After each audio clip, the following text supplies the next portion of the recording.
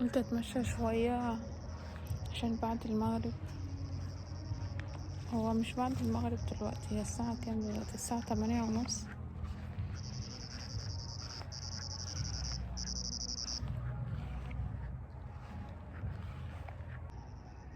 اقول لكم المكان.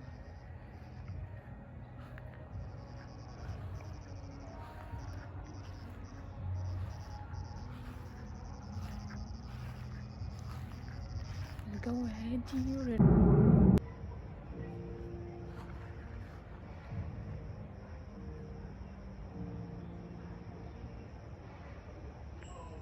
انا هبدأ يومي كده عشان كل ده سبت كل حاجة امبارح بايظة.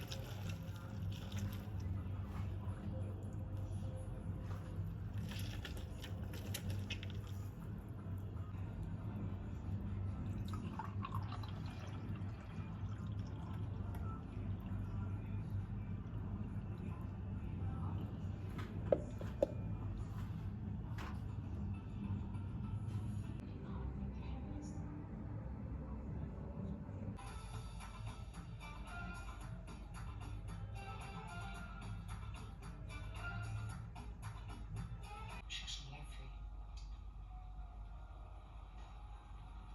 عشان انا خايفة على بناتي. بجد والله انا صعبان عليا ليه قوي في مسلسل وتقابل حبيب. حاسه ان انا عايزه اروح ادافع عنها وكده.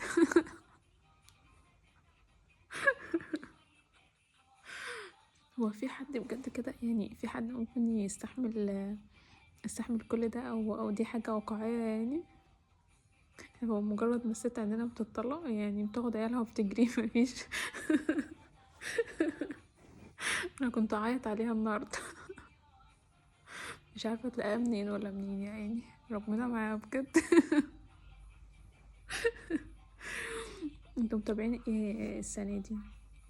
انا بس متابعه مسلسل وتقابل حبيب بتاع ياسمين عبد العزيز، عشان هو يعني اكتر مسلسل ما فيهوش الفاظ ولا شتيمه ولا الحاجات دي في رمضان يعني، بالنسبه للحاجات التانية.